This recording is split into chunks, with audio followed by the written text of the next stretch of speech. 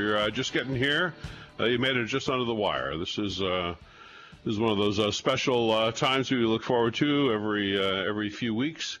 You get to spend a few minutes with Gerald Celente, he of the Trends Research Institute, and more importantly, the TrendsJournal. It's been arching eyebrows and amazing and appalling people around the world for about 20 some odd years now, and right on 30 some odd years now is right on the money. And we've the new one is out. Just hit the email box. The summer issue for 2012. I got to tell you, it's not the greatest reading in the world from a content standpoint, because it's hardcore. I mean, this is it, you know. And unless, of course, you like hardcore, you like being forewarned, you like being forearmed, you like to know what's coming down the pike, then you're going to love the hell out of this one. Let's get him up here. I see the blinking light. Gerald Celente, welcome back to the show. How the hell are you? I'm fine. Thanks for having me back, Brian. Always a pleasure. Before we get to the meat of all this, tell me about the headquarters. Well, you mean the new one that we just Yes, bought? Oh, yes. The Franz Roggen House, R-O-G-G-E-N. Yep, it's 1750s house.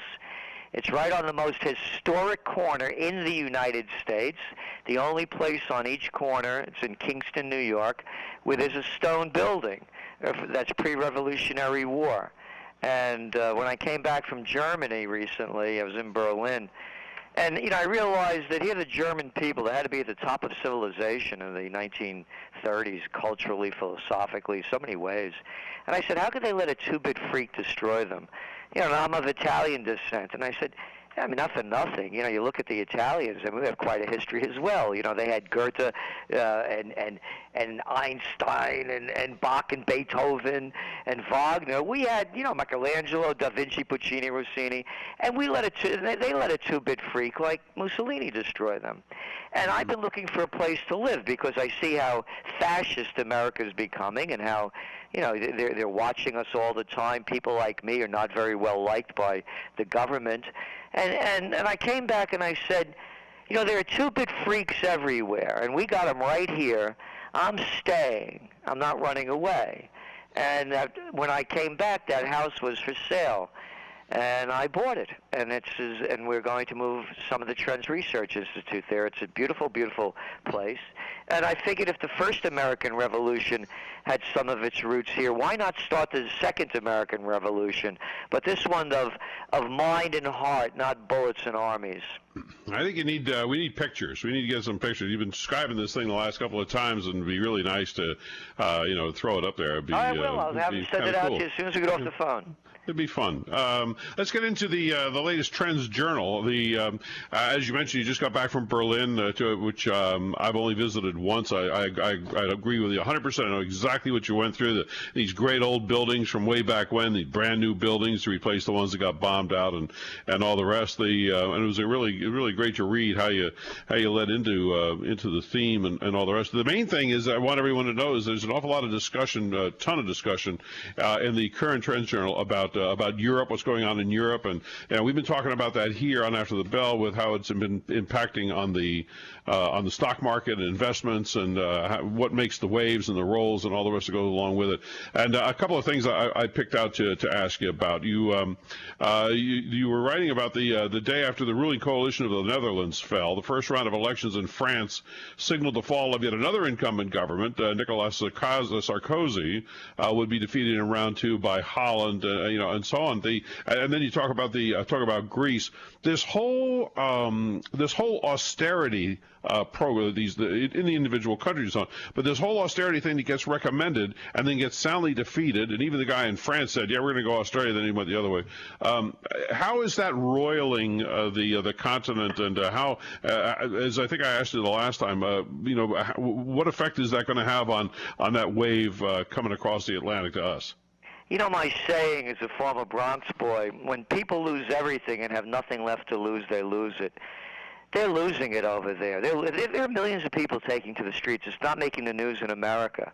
The indignados, the Spanish people, they keep going back and back and back, and what they're doing is the banks have taken over the world. And I'm not making this up. This isn't a conspiracy theory. When you look at what happened at the last G20 meeting, and then the subsequent meetings in Europe with the heads of state, the banks are taking over. They're losing their sovereignty in every nation in Europe.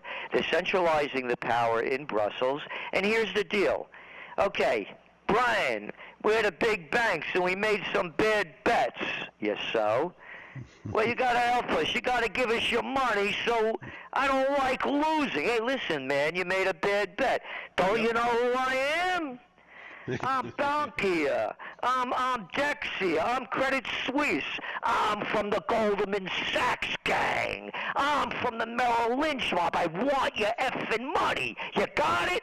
Hey, listen, I don't have any money. Well, I'm going to take it from you. Here's what I'm going to do. I'm going to raise your taxes. I'm going to cut your pensions and your benefits. Oh, you're going to get your benefits and pensions after you die. Don't worry about it. We're going to cut back all of the services, and I'm going to squeeze every damn ounce of blood out of you because I want your money. That's what's going on there. It's as simple as that. The people are taking to the streets everywhere. When is it going to hit America?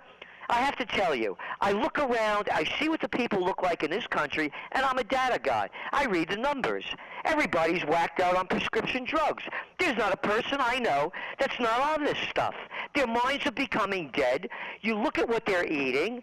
You look at I see shapes on people that are unbelievable now. How are they going to fight back? So I don't know if America has it within them. I thought the Occupy movements would continue. I got that one wrong. So what we're looking at is the decline. There's no way of saving this economy. These numbers today on the jobs report, what a whitewash with a capital W. There were 150,000 people that jumped out of the employment rolls this month. And they come out and they say they created 163,000 jobs. Yeah, we were just talking about that.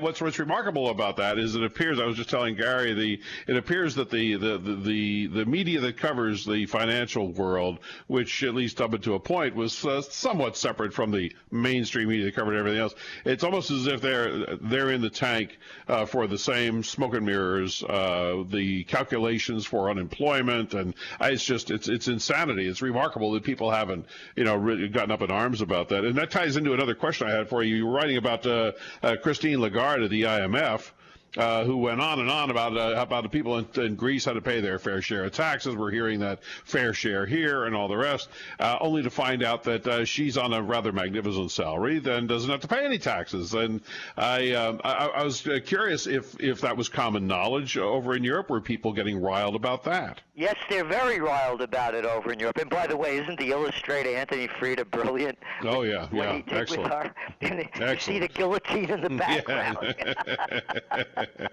Well done, well done. Yeah, so no, everybody is. But in this country, they don't know what a Christine Lagarde is from a LIBOR. And the LIBOR scandal should be making the news everywhere, that the banks are rigging the rates, and then they're betting on the rates, and everybody's getting screwed the deal. And again, we write that people would know a LIBOR if one hit them over the head with it, but yet it controls $700 trillion. That's right, with a T.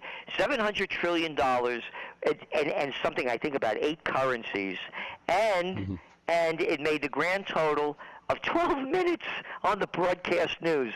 So why does the business media cover it the way they do?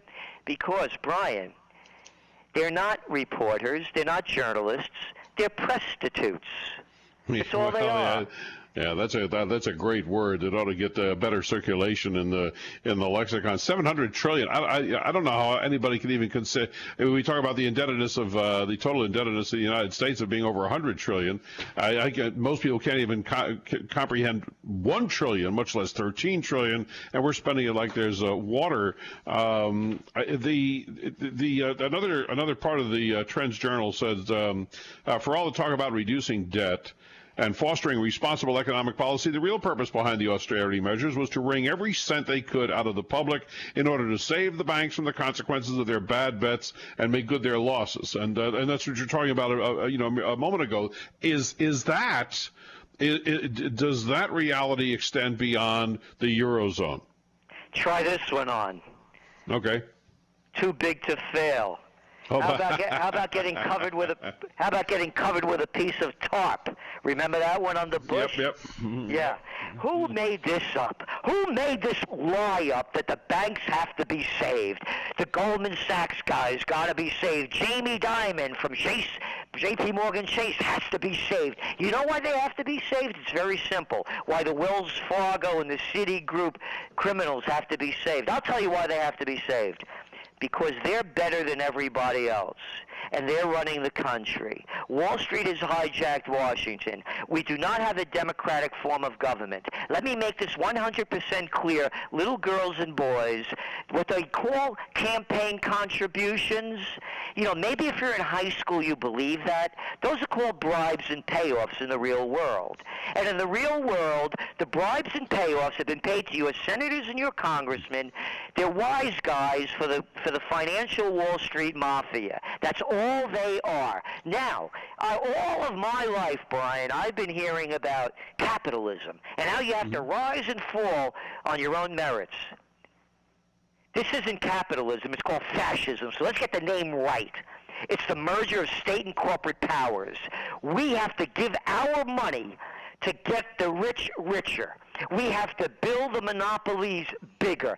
There's no room for you to open up a store in your community. Leave those to Walmart and Costco. There's no room for you to be a family farmer, not when there's Sheffield and Tyson.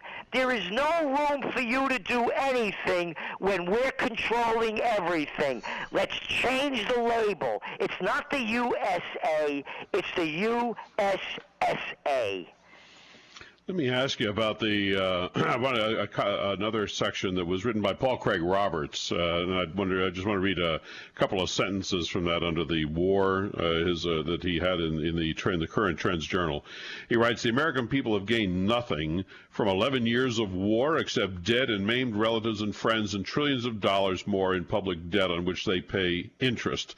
And that's all Americans will gain from the wars in our future. But the military security complex has gained enormously. Billions of dollars in profits have flowed into the armaments industry, some of which is recycled in campaign contributions. The evisceration of the U.S. Constitution and Bill of Rights has put massive, unaccountable power into the hands of the security agencies." On that basis, we read about the Raytheon and the drones and the NDAA, all that going on with it. Here at home, Europe notwithstanding, especially after reading Paul Craig Roberts' piece in the TrendsJournal, things do not bode well for America the Beautiful. As I said, fascism has come to America. Let's call it what it is. And for all those listening out there who don't know who Paul Craig Roberts is, he was the former Assistant Treasury Secretary under Ronald Reagan. Paul Craig Roberts could call in the head of the CIA under oath. This is a guy that knows what he's talking about.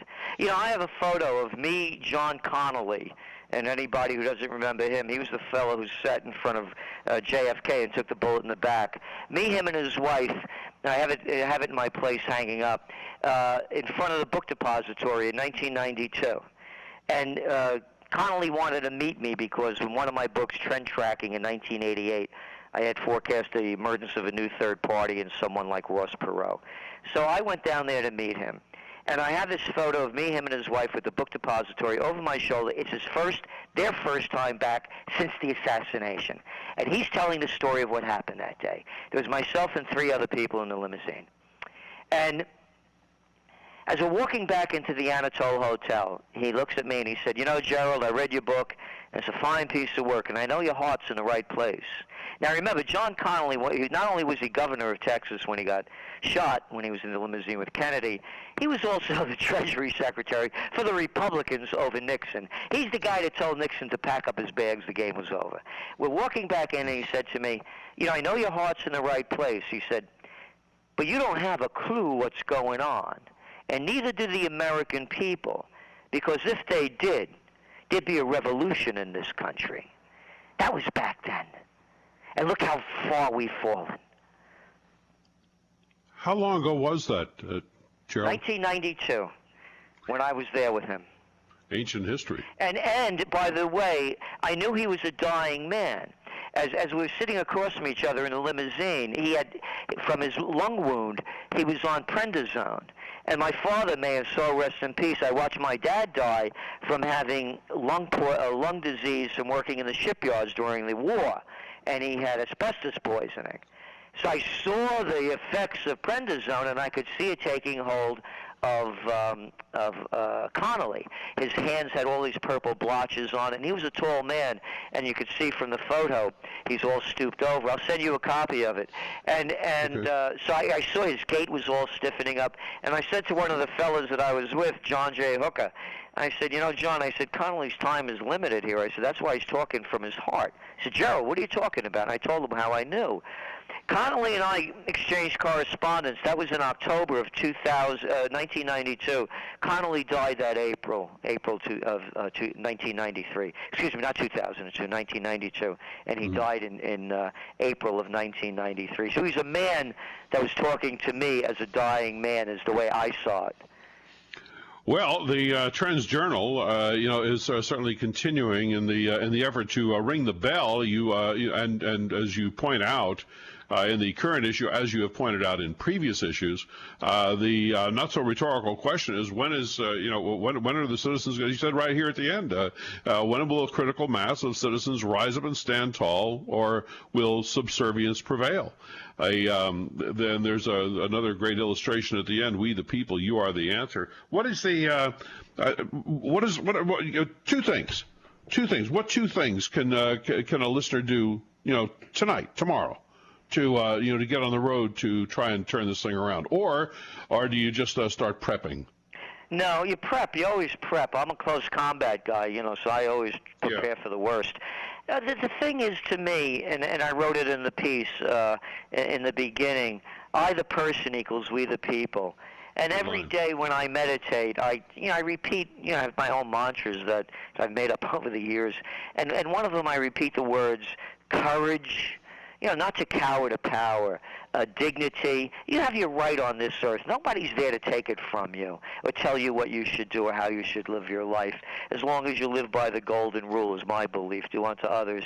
And respect. Respect for yourself and demand it from others. If some politician try to lay down his drive on me, it's not going to last long. I don't lay mine down on anybody else. My motto is think for yourself. But also to respect those who deserve it, regardless of class or status. And integrity. You live by your word. You go into, to me, hell is taking that last breath and knowing that you weren't the person that you said you were. And the last one, of course, is passion. Of course, being an Italian, that comes with the territory. But the passion for your heart to feel what your mind knows. And in this country, Brian, everybody's cut off from the neck down, as I see it. So to me, it's the individual has to find the truth within themselves. When they do, they don't tolerate what is being shoved down their throat. They stand up and they bring America back to the place where it deserves, rather than how could anybody watch the presidential reality show, again, in my mind, and believe these two candidates.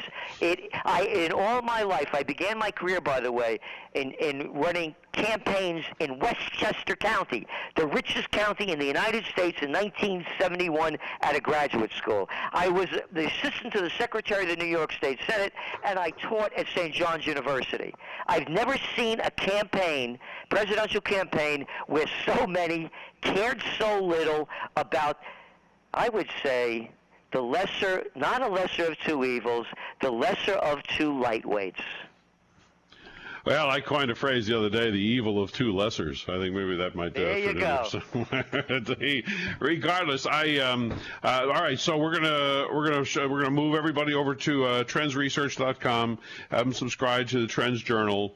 There's a ton of information, facts, figures, dollars, cents, people, places, things in the current issue, and maybe that'll be a big bugle blast to get people up and at them, because the awareness factor is difficult to drive here from the back seat. Gerald, thanks a lot. Welcome back from your trip. I look forward to seeing pictures of the new Kingston place, and we'll give it a few weeks and reconvene here on the radio, yap it up some more. Oh, I love it. Thank you so much, and thank you for all you're doing. You bet. Thanks, Gerald. Bye-bye. Gerald Celente, Trends Journal. You can get it online over at trendsresearch.com, over at trendsresearch.com, over at trendsresearch.com, over at